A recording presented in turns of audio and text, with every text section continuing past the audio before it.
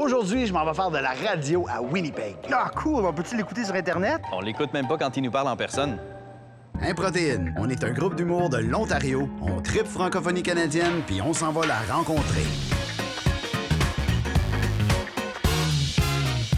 Parce que oui, il y a des francophones hors Québec. Les francophones du Manitoba ont la chance d'être desservis par des médias bien ancrés dans la communauté. Par exemple, le journal La Liberté informe et divertit la communauté francophone depuis plus de 100 ans. On pourrait penser que Louis Riel lui-même en aurait une copie dans cette statue. Mais non, ce n'est pas ça. Les journalistes de La Liberté couvrent tous les sujets possibles. On peut ainsi s'informer sur les enjeux francophones et apprendre comment tanner une peau de bison. On peut aussi compter sur une radio communautaire provinciale, Envol 91 FM. Des animateurs chevronnés assurent la programmation qui couvre tous les sujets et tous les styles de musique. Parce que oui, c'est important pour une communauté d'avoir accès à 2 heures de hard rock psychédélique le jeudi soir. Quoi du hard rock psychédélique?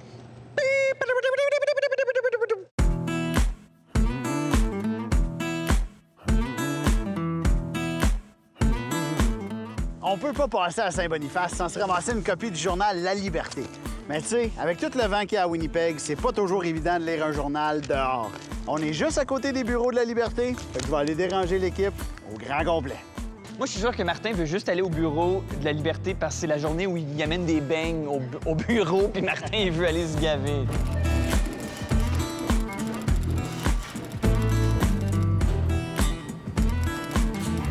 Ça fait quand même assez longtemps que tu es ici à La Liberté. Et comment ça a commencé, ce journal-là, là, si on recule il y a longtemps? Bien, je pourrais pas te dire exactement les détails parce que ça fait 107 ans, tu vois. OK. Puis je sais que ça paraît pas, mais T'as pas 107 ans? Non, j'ai pas 107 ans. En fait, il y a 107 ans, c'était les frères Oblats qui voulaient finalement donner un journal apolitique aux francophones du Manitoba. En 1970, c'est la Société franco-manitobaine, donc l'organisme porte-parole de la communauté, qui a pris les actions du journal et qui en a fait un journal communautaire. C'est le fun, un journal communautaire, parce que ça donne des informations très précises et utiles. Qu'est-ce que la petite Sandra a chanté au spectacle de l'école, tu sais? Ouais. Hey! Il est né dans le pré. L'ASFM est restée propriétaire du journal jusqu'au mois d'avril 2020. Oui, OK. Et donc là, nous sommes dans une nouvelle ère du journal, où le journal est une entreprise sociale à but non lucratif.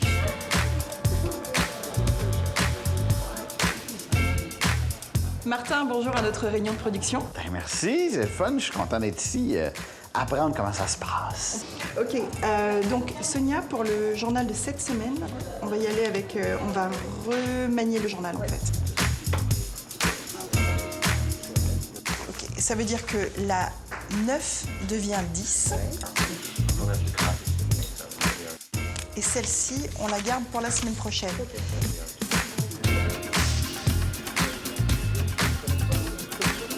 C'est quoi l'important du journal, donc un peu la vision? Qu'est-ce qu'on couvre à La Liberté? Ben, on couvre tout ce qui se passe chez nous, tout ce qui préoccupe les francophones du Manitoba, tout ce qui va les toucher de près ou de loin. Donc, en tant que journaliste, qu'est-ce qu'on veut aller chercher dans les histoires? Surtout à La Liberté, on essaie vraiment de mettre l'humain en valeur. On essaye de comprendre quelle est la motivation des personnes à faire un événement ou à faire un organisme, ou pourquoi ils ont envie de s'impliquer dans la communauté francophone. Et voilà, on cherche eux en particulier, les humains, les histoires humaines.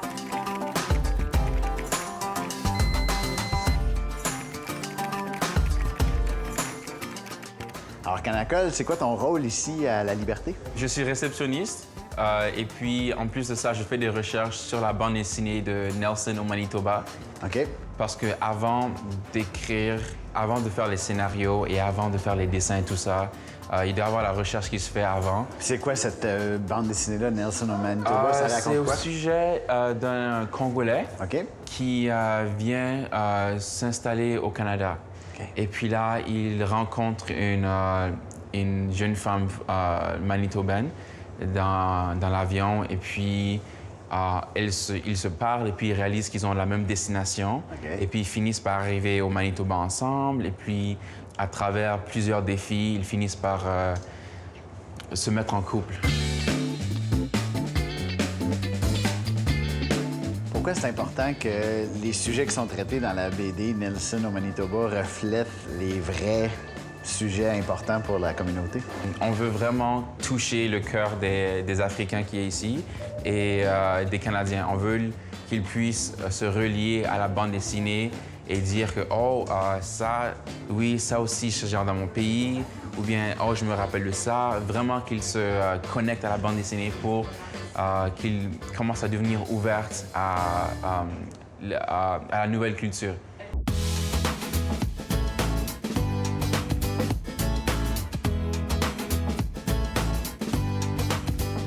Comment on fait pour s'assurer de bien représenter la communauté rurale francophone qui est aussi importante que celle ici à Saint-Boniface ou à Winnipeg?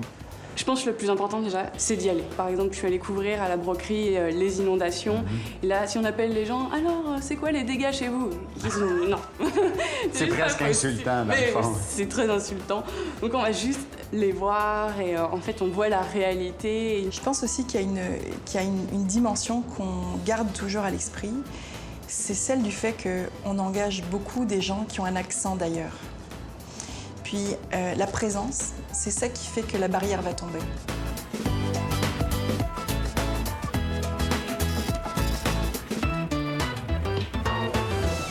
Mais réellement, ce qu'on veut voir, c'est un peu plus les motivations de Monsieur Desrochers.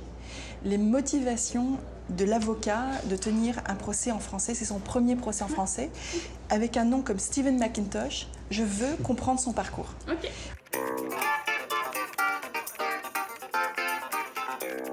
Puis pourquoi c'est important d'avoir un journal francophone au Manitoba? La classique, c'est toujours l'histoire que dans le monde des médias sociaux, il faut absolument qu'il y ait encore un organe de presse crédible, solide, qui est vu comme une plateforme de service public. Et un point de ralliement, et la communauté vraiment, dite franco-manitobaine, se dessine et se cristallise autour du journal. Alors, cette semaine, dans La Liberté, on vous parle de... À la une, le recensement. À la page 3, il y a ta photo, là. Oui, c'est moi. Et vous pouvez voir aussi tous les gens de la Liberté et un aperçu de nos nouveaux locaux. Voilà. Et à la dernière page, il y a un sudoku. Voilà, nos rendez-vous hebdomadaires avec les sudoku, les mots croisés et bien d'autres choses.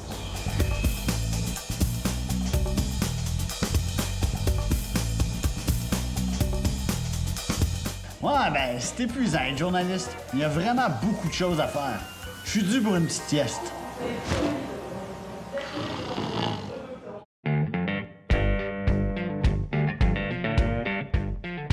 Bon, là, je m'en vais participer à une émission de radio, puis ça a l'air qu'il faut bien articuler. Fait que je vais me pratiquer.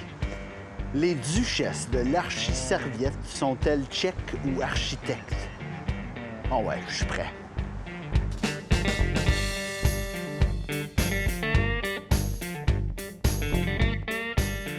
Rivière, Midi Cayenne sur Envol 91 FM. Aujourd'hui, en première heure, vous entendrez une belle voix grave et suave, celle de Martin Laporte, qui co-anime avec moi. Martin, bonjour. Bonjour, bien content d'être ici à Winnipeg, ou Saint-Boniface, pour être plus précis. Oui, hein, on aime ça se faire dire Saint-Boniface. Quoi qu'on est en ondes partout au Manitoba, alors. Ben, merci de prendre du temps dans votre journée radiophonique chargée pour venir me parler d'Envol 91 FM. C'est quoi ça, Envol 91 FM? Envol 91 FM, c'est la radio communautaire du Manitoba. Fête, c'est, je sais pas, c'est 91 l'année. OK. 91. Ah, ça a commencé en 1991. 1991. Okay. On a fêté 25e anniversaire récemment. C'est une radio communautaire et on a la chance d'avoir un environnement, d'être dans une grosse ville, ce qui fait que on est chanceux, on est bien desservi, puis on a 100 km autour de notre point de diffusion. Donc, essentiellement, on pogne apparemment 98 de la francophonie manitobaine. Oh, OK! Ouais. Celle qui a fait le rapport, c'est Laurel Harris, et puis elle a mené 25. Toi, Caroline, ton travail à l'Envol, c'est quoi? Bien, je suis assez nouvelle parce que j'ai commencé seulement il y a quelques mois, là, mais on m'a embauchée en tant que journaliste. Alors, moi, j'ai la chance de faire des interventions avec Yann dans son émission. Ça aurait pu être ça, mais j'avais dit... Yann, t'animes Yann Dallaire et compagnie. Yann Dallaire et Ton compagnie. émission. Oui. Et je porte le chapeau de directeur de la programmation. OK, puis la programmation, justement, comment on fait une programmation pour cette il y a radio plein communautaire? d'affaires dans cette job de programmation-là, mais c'est aussi qu'est-ce qu'on entend quand tu écoutes en vol 81, tu sais, les jingles, les publicités, tout ça, et la musique aussi. Alors, il y a ça, il y a tous les animateurs bénévoles qui, eux, choisissent quelle sera leur musique pendant leurs Chacun émissions. son style. Et c'est très bien comme ça, ouais. Il y a du hard rock psychédélique. Donc, comment on fait pour choisir les émissions qui vont faire partie de la programmation à Envol? Tu sais quoi, c'est facile parce que parce qu'on est toujours à la recherche de bénévoles qui veulent s'impliquer. OK, il reste de la place. Aussitôt qu'il y a un bénévole qui dit « Moi, je veux faire ça », il y a quelques heures de formation, mais sinon, oui, absolument. Si jamais ces gens qui sont bénévoles n'ont pas la chance de faire leur propre émission, ce qui est le fun, c'est qu'on peut aussi les approcher pour leur demander s'ils veulent devenir chroniqueurs. On peut les inviter à venir sur notre émission. On a plusieurs qui viennent. Ils ont un jour dans la semaine qui vont venir puis nous vont parler de quelque chose qui leur passionne. Ça fait deux choses. Mettre un chroniqueur communautaire dans chacune des émissions, ça fait qu'on entend davantage la communauté en ondes. Puis ça fait que c'est moins prenant aussi. Moi, certains chroniqueurs, je leur dis, c'est 10 minutes en ondes, une fois toutes les 2 semaines. Fait que ces gens-là peuvent se compromettre à ça beaucoup plus facilement que de faire une émission d'1 heure chaque semaine. Alors, c'est une porte d'entrée à la radiophonie, je te dirais. Puis ça fait aussi qu'on a une 50aine de chroniqueurs bénévoles, ce qui fait que ça booste le nombre de bénévoles, de personnes qui pensent qu'en vol, c'est une bonne chose, qui sont engagés. Qui sont engagés. Puis on les entend, puis on entend différents accents, différentes perspectives. Hey, merci Caroline! Super reportage, puis continue de suivre ce dossier-là. Il est foisonnant de sujets auxquels on peut parler. Yann, qu'est-ce que ça t'apporte, toi, de faire de la radio au quotidien? Bien, c'est un trip. C'est bizarre à dire, là, mais j'ai vraiment du fun à faire ça. Se forcer pour rester pertinent. Puis moi, j'aime beaucoup les gens, je suis très social. Puis Yann Dallaire et compagnie, c'est Yann Dallaire, mais c'est aussi la compagnie qui fait le show. Puis je jase avec plein de monde chaque jour. J'ai vraiment du fun. J'ai vraiment du fun. Ton côté, Caroline? C'est un peu pareil avec Yann. Je veux dire, je trouve ça vraiment amusant. Animer, être dynamique, même juste à la radio. Moi, je trouve ça vraiment le fun qu'on est même capable de le faire. Je trouve que c'est très facile pour quelqu'un de changer le poste de la radio et écouter de la musique en anglais. Alors, quand que nous, on offre ce choix d'écouter de la musique en français et que eux choisissent ensuite d'écouter à notre émission, et même si c'est juste une chanson qu'ils vont écouter, qu'ils vont dire « Ah, c'est tellement bon que je vais l'ajouter sur mon téléphone », ça, pour moi, c'est un grand succès et j'aime faire partie de cette aventure-là avec les gens. Pendant que j'étais en vol 91 FM, j'ai trouvé un franco-ontarien. Puis je vais le ramener à la maison. J'espère qu'il s'en rende pas compte.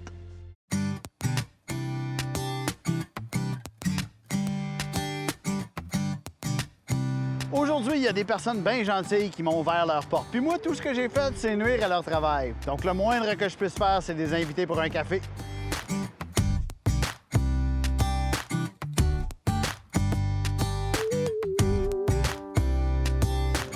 Pourquoi c'est important d'avoir des médias francophones dans une province comme le Manitoba? Bien, dans une province comme le Manitoba, d'abord, nous sommes en minorité, où la francophonie est vraiment en minorité. Alors, donc, avoir des médias, c'est vraiment la meilleure chose qu'on pourrait avoir, surtout pour la vitalité et aussi pour l'épanouissement de la communauté. Et surtout pour ces 2 points-là, vraiment, on a besoin d'avoir des médias qui seront, en fait, qui sont le reflet même des différents accents ou encore des différentes voix de la communauté. On a besoin de se voir, en fait. On a besoin de s'entendre. On a besoin de parler qu'on parle de nous. On a besoin...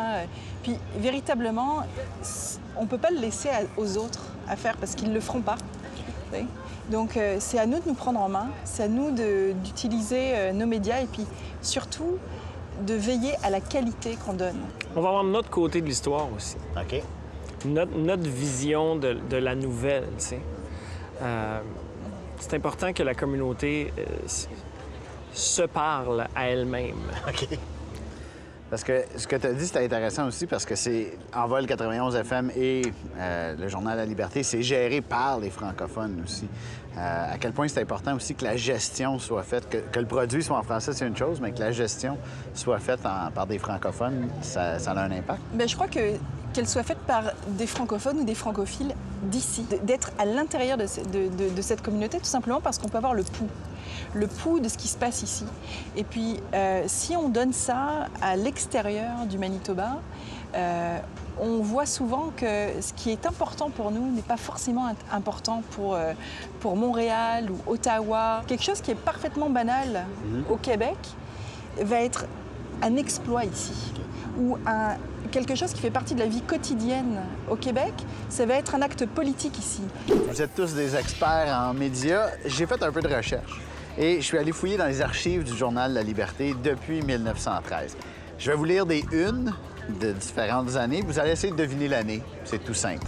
Une mise en garde contre la médiocrité américaine. Oh! Ça, c'était la une en quelle année? Probablement 2019. Oui, voilà. Ouais, j'aurais à peu près les mêmes réponses. Dans les 4 dernières années? Dans les 4 dernières années. 2018? 2018? Ouais. Alors, 1926, déjà, on se mettait en garde contre la médiocrité américaine. Ça dure depuis longtemps.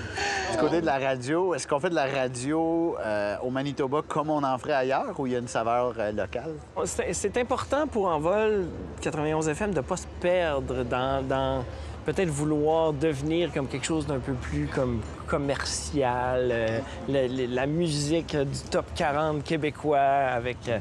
C'est vraiment très important pour nous que la communauté s'entende. Alors, comment on fait pour recruter des gens en 2020 pour faire partie de l'équipe du journal ou pour animer à la radio? Mais là, tu nous parles du défi numéro 1, OK. en fait. La grosse difficulté, c'est qu'il n'y a aucun programme en journalisme et communication en français dans tout l'Ouest canadien. Donc là, c'est-à-dire qu'on devient en compétition, on se met en compétition avec tout l'Est du Canada pour recruter des journalistes francophones. Je dirais que dans les 10 dernières années, le succès qu'on a eu, c'est qu'on a vu que quand les gens postulaient depuis la France, depuis la Belgique, depuis l'Afrique du Nord, c'était des gens qui étaient venus pour un changement de vie. OK. Et donc là, eh bien, ils viennent ici, comme Ophélie, qui vient en stage. Et puis le stage, j'essaie de la garder ici. Elle te séquestre. Alors, donc, en quelle année la une était « Pourquoi la vie est si chère » Ça, c'est la une. C'était hier? C'était hier. C'est une autre question piège, ça. Ça m'a fait rire quand même. À 29. En 29? Oui, pour la Grande Dépression. Ah oui, c'est vrai, ouais, 29. Ouais. Mais c'était en 1917. Déjà, la vie était chère. Alors, Vélie, t'as vécu ça comment, toi, ton arrivée ici, puis de t'intégrer dans une nouvelle équipe de journal comme ça? Ah, franchement, c'était parfait. Oh, OK. En fait, on n'est pas lâché dans la nature. On nous encadre, on nous dit ce qu'on doit faire et après, on nous donne assez de clés pour être autonome par la suite. Après, les personnes qui sont déjà installées nous disent « Ah, bah ce soir, on sort, on va te présenter du monde, tu vas rencontrer la communauté, nos amis. » Et ça marche comme ça. Et après, bah, au bout de 6 mois, on se dit « Tiens, bah, en fait, si je restais ici pour toujours. » Comment on entrevoit l'avenir avec le Journal La Liberté puis la radio? C'est quoi qui s'en vient? Bien, il faut toujours continuer de s'adapter. Ça, c'est le perpétuel comportement qu'on devrait avoir, là. C'est-à-dire toujours s'adapter aux changements, que ce soit au niveau social, au niveau technologique.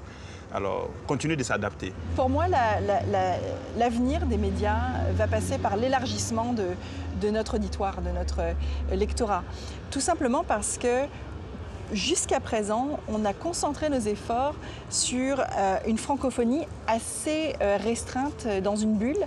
Et je pense que ce que nous offre finalement Internet et puis toute la technologie, le virage numérique, c'est une capacité d'aller bien au-delà, de percer cette coquille, cette bulle, pour aller largement à l'extérieur. Et puis je l'ai vu que Lorsqu'on a commencé à mettre un article dans le Winnipeg Free Press, tout en français, à chaque samedi, on a gagné des lecteurs qui étaient francophiles. Et puis je pense que si on leur offre du contenu qui est pertinent pour eux aussi, on va pouvoir élargir aux francophiles du Manitoba et puis pourquoi pas au Canada et au monde.